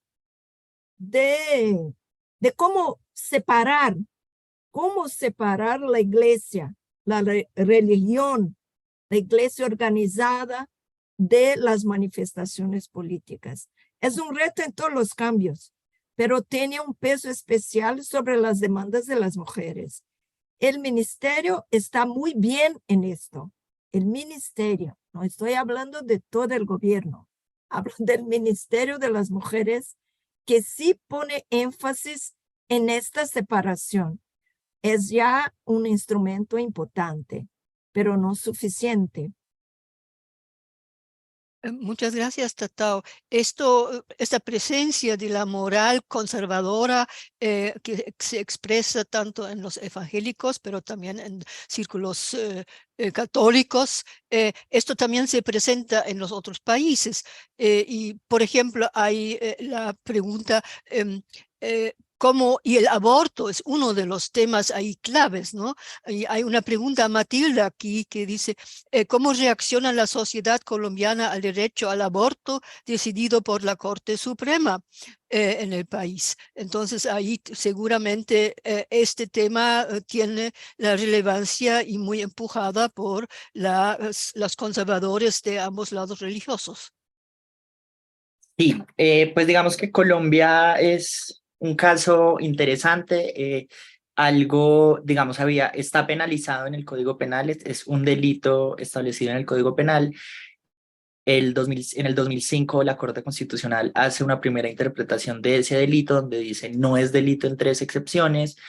Y en el 2000, o sea, la sentencia más reciente, que es de hace algunos años, despenaliza el aborto hasta la semana 24 y después, o sea, por completo hasta la semana 24, y luego de la semana 24 entra otra vez el régimen de las 3 excepciones. Entonces, en cuanto a la región, creo que es una digamos, de los reconocimientos más avanzados. Y en parte lo que dicen los grupos de eso, cómo fue posible, fue porque hay un gran cambio desde el 2005 hasta esta última sentencia, en donde las cifras hablaban de un consenso más o menos amplio, por lo menos más del 60%, si no estoy mal con la cifra, en donde la sociedad colombiana estaba de acuerdo con la despenalización del aborto. Entonces, digamos que sí hay un cambio en cuanto a la narrativa, en cuanto a la cultura, y cómo se se concibe el aborto. Creo que ahora la discusión otra vez nos lleva como un tema interseccional, porque algo que se dieron cuenta durante ese último litigio de despenalización era que las mujeres que estaban en la cárcel en su mayoría eran mujeres rurales que todavía están en la cárcel. Entonces un poco, eh, pues ahora que estamos hablando del gobierno, como una de las primeras cosas que hizo el Ministerio de Salud fue hacer una resolución hablando del derecho a abortar. Entonces esto fue como un gran avance en términos de política pública. Y ahora pues están como ante el reto de cómo se va a implementar la sentencia eh, para descriminalizar a las mujeres pues, que estaban en la cárcel. Creo que además ahora, digamos, hay una sentencia muy reciente de la Corte Constitucional que amplía la licencia en época de parto para que aplique también a hombres trans. Y hay unas discusiones en el Congreso sobre hombres trans y personas no binarias con capacidad de gestar. Entonces creo que pues en el marco de todo estamos bien, en el sentido que digamos, cultural y socialmente hemos avanzado, no solamente en cuanto al debate legal. Creo que los movimientos entendieron desde la primera sentencia como que el reto grande estaba en sociedad civil, en cultura, etcétera, después de que hay un cambio de reforma legal. Y creo que ahora la discusión, digamos, está en qué otras identidades pues también deberían tener acceso pues a estos derechos por su identidad, etcétera. Bueno, muchas gracias, Matilda, y quiero pasar este problema, ese tema también a Teresa, porque claro, el aborto ahí en Chile ya desde mucho tiempo es un tema significativo del movimiento feminista, y también en la sociedad, que en gran mayoría todavía no está muy de acuerdo con eso, o o eso no es correcto. A ver, en Chile ha costado muchísimo avanzar en materia de aborto. Conseguir la despenalización en los 3 casos excepcionales, digamos, 3 causales, tomó muchos años de lucha de las mujeres y un trabajo bajo el gobierno de la presidenta Bachelet, que si no, no se hubiera conseguido. Desde el 2017 se aprobó y se empezó a implementar la ley. No ha sido posible avanzar más allá y menos ahora con esta preeminencia, digamos, de sectores conservadores y de derecha. Sin embargo, como decía antes, en las encuestas de opinión pública, las más recientes, el apoyo a esa ley, a ese derecho, supera el 70%, y la idea y el apoyo al aborto libre, sin causales, ha llegado a la mitad de la población, 50% en las últimas encuestas, cosa que es extraordinaria para Chile, porque de verdad que este ha sido un tema extremadamente difícil, porque por la historia chilena, digamos, nosotros tuvimos grandes avances en derechos sexual y reproductivo en tiempo de democracia, pero la dictadura militar, uno de los ámbitos en los cuales efectivamente, digamos, aplicó medidas muy regresivas, fue en este espacio. Entonces, también nada con, digamos, el aborto no se pudo ni discutir, pero tampoco, digamos, el divorcio. Cuando volvió la democracia teníamos un cambio de relaciones con la iglesia, hemos tenido iglesia progresista, y la iglesia católica, con Juan Pablo II de por medio, digamos, cambió a una relación de fuerzas muy conservadora, mucho más conservadora, y por lo tanto los gobiernos del 90 en adelante, hasta la presidenta Bachelet, prácticamente no pudieron instalar el tema de la ampliación, digamos, de los derechos sexuales y reproductivos y del aborto. Incluso tuvimos que defender la píldora, un espacio de lucha, y por eso en este momento la preocupación principal es no retroceder y a garantizar, que el Estado garantice el derecho alcanzado, que tiene consecuencias, sobre todo porque la mayor parte de los casos de aborto por violación son niñas y niñas de 13 años. Hay una estadística que muestra que quienes más están recibiendo ese derecho son niñas. Entonces, está la disputa, hay una preocupación. Tuvimos recién la semana pasada, el 28 de septiembre, ¿no es cierto?, el Día de Acción por el Aborto Libre, Seguro y Gratuito, una gran marcha de manifestación de mujeres, y muy cuidadosa para no despertar, digamos, los ataques, los ataques ultraconservadores contra el gobierno, porque en el fondo no va a ser contra la sociedad civil, sino que contra el gobierno. Entonces ha habido ahí articulación, digamos, para tratar de avanzar lo mejor posible, sabiendo que en este minuto, digamos, la tarea del gobierno es garantizar el derecho que ya está alcanzado. Muchas gracias, Teresa. Sí, es un tema que en realidad es prominente en casi todos los países latinoamericanos, de verdad. Vamos a tener ahí un cambio ahora del tema. El Tatao se dirige a una observación y una pregunta. Dice Patricia, la Suprema Corte brasileña es un lugar de predominio de hombres y sobre todo blancos. Nunca hubo una ministra negra y ahora hay un clamor para que Lula nombre una jurista negra en el vacante que se abre por la jubilación de la actual presidenta de la Suprema Corte. ¿Cómo ves que vaya a actuar Lula?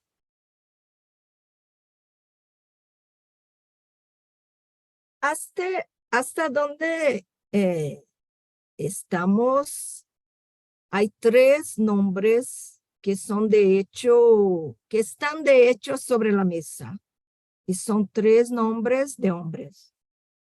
Uno de ellos de origen indígena, que es el actual ministro de Justicia. Pero yo creo que la decisión estará entre los 3. Es verdad que nunca tuvimos una ministra o una mujer negra en la Suprema Corte. Tuvimos solamente 3 mujeres en la Suprema Corte de Brasil hasta hoy. Entonces, así, y uno ministro declaradamente negro. Entonces, es un cambio difícil. Yo no creo que en este momento esta será una prioridad para la decisión del gobierno, hasta donde veo están las negociaciones.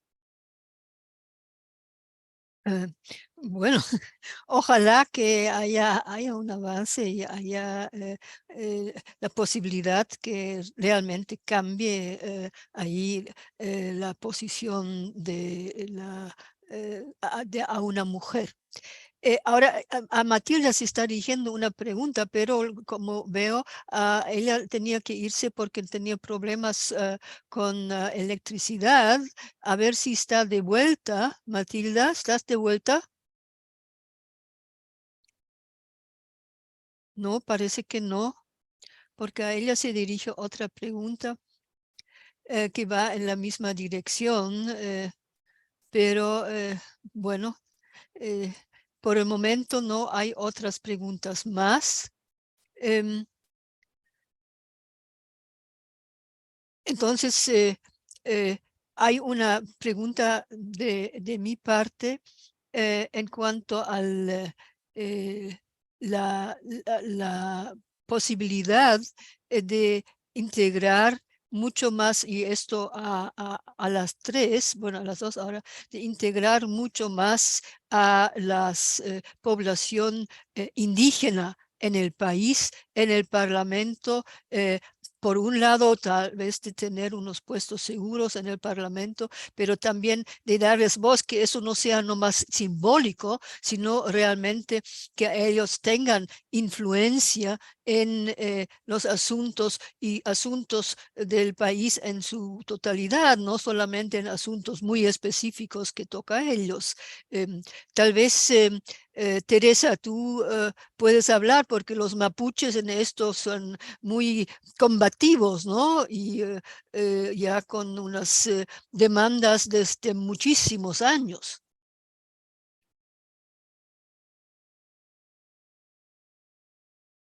Gracias, Juliana. El caso de Chile es extremadamente complejo. Efectivamente, el pueblo mapuche, pueblo de la tierra, es el más numeroso, el más cuantitativamente hablando, el más relevante, abarca alrededor entre el 9 y el 10% de la población, pero se concentra principalmente en Santiago, en la región metropolitana. Entonces, y es un pueblo que funciona sobre la base de comunidades, no tiene una articulación, una conducción política única. Entonces, frente al conflicto con Chile, con el Estado de Chile, porque ustedes saben, los que no saben, el pueblo mapuche nunca se rindió a los españoles.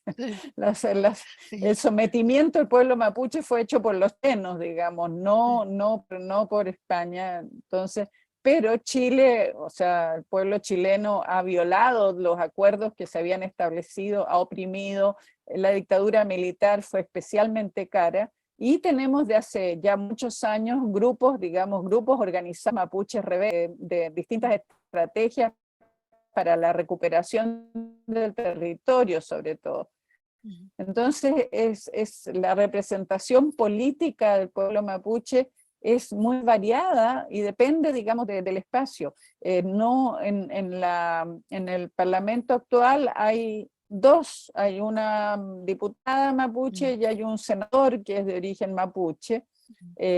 No se consiguió, digamos, en la ley, en la constitución que se rechazó, aparecía, digamos, la incorporación de mapuches, de pueblos originarios, digamos, que son varias etnias, son 12 en el Parlamento, pero en la discusión actual se ha dejado, digamos, en términos muy generales, la interculturalidad, y hay un solo cupo, digamos, un solo consejero mapuche que está solo. Entonces está muy disminuida realmente, muy difícil la posibilidad de incrementar la representación mapuche. Y como existe este conflicto histórico, que es un conflicto político, hay tensiones permanentemente, ya hay muchos atentados, empresas forestales, que son las que se han ido tomando el territorio mapuche, y entonces hay una suerte, digamos, de situación de enfrentamiento permanente.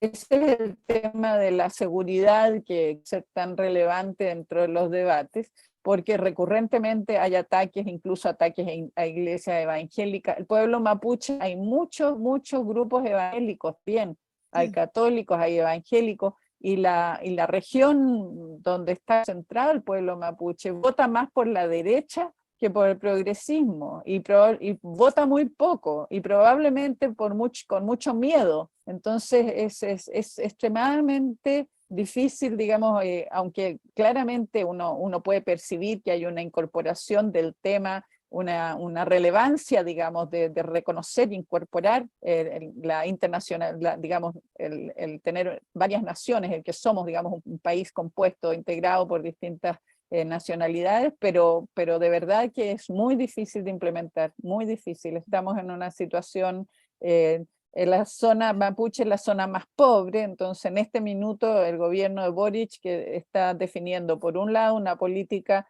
digamos, de seguridad, porque ha habido aprovechamiento con ingreso de narcotráfico también en la zona mapuche, por un lado seguridad, y por otro lado el desarrollo social, porque es una zona pobre, es una zona donde en nuestro modelo neoliberal el empresariado no se interesa en invertir, digamos, mucho en esa zona, salvo las empresas forestales que se han ido tomando todo y con muy malas artes. Entonces, las posibilidades, en este minuto hay una comisión de diálogo generada por el presidente que está representado todos los sectores políticos, todo. Es lo único que se ha conseguido con representación de todos los sectores políticos y también con representantes, digamos, mapuche, para ir hacia propuestas concretas de solución del conflicto histórico, del conflicto político histórico con el pueblo mapuche. Vamos a ver cuándo va a tener resultados. Muchas gracias, Teresa. Y una última pregunta, en realidad, en esta dirección a Tatao. Claro, en el Brasil, digamos, por porcentaje los pueblos indígenas no son tan grandes, pero son sumamente importantes como desde el punto de mantener la Amazonía, mantener la naturaleza. Y esto ahí, las mujeres son muy activas ¿tú puedes hablar un poco de esta representación de mujeres indígenas en el, digamos, en la plataforma o en el ambiente político? Poco, no tengo así los números para decirle, pero en los últimos años sí ha crecido mucho el debate y la presencia política de representantes indígenas en la agenda política y social de Brasil. Brasil ahora, Lula creó un ministerio de las poblaciones indígenas. Entonces, esto les da una voz y una presencia política muy fuerte. Y la ministra es una mujer que sí, así se ha elegido diputada federal de la Cámara Federal. Sí. Entonces, el tema está muy fuerte también porque estamos ahora en un momento de tensión con la legislación sobre la recuperación de territorio de los indígenas. Hubo una aprobación en el Supremo Tribunal Federal de lo que llamamos aquí el marco de la regulación de las tierras, desde qué tiempo los indígenas, la gente que ocupó tierras y territorios indígenas tienen poder de quedarse. Entonces, es una pelea muy fuerte en este momento y la población indígena, incluso con esto de lo que decías, su presencia en los territorios de floresta y su defensa de la situación climática y de la naturaleza en Brasil, tienen una fuerza más grande de lo que han tenido en tiempos anteriores. Yo no sé si podemos puntuar esto mucho como presencia política de las mujeres. Del punto de vista de las mujeres, yo quería mencionar dos cosas importantes. El ministerio está discutiendo, los dos ministerios, una relación de políticas en contra de la violencia contra las mujeres. Incluso tuvimos iniciativas que no son del gobierno federal, son de lugares de gobiernos estaduales, de traducción de la ley contra violencia doméstica a lenguas indígenas, que es una cosa muy importante que todavía no teníamos para las mujeres. Ya. Bueno, sí, en las grandes manifestaciones también se ve mucha presencia de mujeres y mujeres dirigentes indígenas, ¿no? Bueno, muchas gracias, Tatao. Y ahora voy a terminar con las preguntas del público y pasar la voz otra vez a Elisa para unas últimas palabras. Y muchas gracias a las tres ponentes. Elisa, tú tienes la voz. Muchas gracias, Juliana. Bueno, muchas gracias, muy obrigada. Antes del cierre, nos gustaría dar la última palabra y a nuestras panelistas por unas palabras de cierre. Matilda ya se despidió, pero Tatao, Teresa, les dejo una última vez la palabra. Bueno, yo quiero agradecer la oportunidad de participar en esta conversación. Yo soy una optimista empedernida. Creo que los avances de las mujeres en nuestros países, si uno piensa que en Chile, hasta el año 49, las mujeres no estábamos en el Parlamento, no teníamos derecho a elegir y ser elegidas, había un 100% de cuota de mujeres hasta 1949, y hoy día tenemos, ¿no es cierto?, una ley de paridad y tenemos un gobierno paritario. Es cierto que avanzamos y retrocedemos, que los avances generan reacción, pero soy una optimista y pienso que incluso en relación a lo que decía Matilda, los hechos simbólicos tienen mucho impacto en la cultura, van generando condiciones de mayor espacio para la igualdad, para el reconocimiento de los derechos de las diversidades, etc. Entonces, creo que vamos en que el motor somos las organizaciones sociales, las organizaciones de mujeres y feministas, somos el motor, ha sido así, y que no vamos a dejar de estar luchando por ello, pero que vamos en la dirección, digamos, aunque puedan haber retrocesos, va a estar siempre presente nuestra fuerza, nuestra aspiración a construir la justicia de género, a avanzar en justicia social, en hacer efectivo el reconocimiento de la interseccionalidad, de nuestra diversidad de condición de mujeres. Entonces, mi saludo es optimista frente a que sigamos en esta lucha, que sigamos, como decimos aquí en Chile, tomadas de las manos, no nos soltemos, sigamos adelante. Gracias. Gracias. Yo también digo gracias a todos ustedes que han participado de este panel. Los desafíos de gobiernos progresistas en el mundo hoy son enormes. En América Latina vivimos la esperanza de un nuevo ciclo de compromisos con igualdad en sus dimensiones colectivas, individuales, con sustentabilidad social y ambiental, con un ambiente de futuro. También tengo esperanza. No sé si soy optimista, pero sí tengo muchas esperanzas. Las conquistas para las mujeres, por cierto, van a depender de muchos embates políticos. Garantizar una perspectiva feminista en las políticas dependerá de mantenernos movilizadas y organizadas a las mujeres. Los gobiernos de izquierda son gobiernos en disputa. Entonces, es un desafío que se plantea en dos manos, desde la organización de la sociedad, desde los movimientos sociales, los partidos de izquierda, y por cierto, de la fuerza y el compromiso dentro del gobierno. Entonces, foros de debate como este que nos ayudan a reflexionar y compartir experiencias son parte de ese desafío. Gracias. Y gracias en particular a las intérpretes y el equipo técnico, también por mi interpretación de un castellano malo. Gracias. Muchísimas gracias. Es un gran placer haberlas tenido acá compartiendo sus saberes, su análisis y también gracias por señalar sus esperanzas al final también y un agradecimiento particular a Tatao que hoy durante todo este evento nos habló en español que no es su madre lengua. Así que muchas gracias Tatao también. Queremos obviamente agradecerlas a nuestras convidadas Teresa Valdés, Tatao Godiño y Matilda González.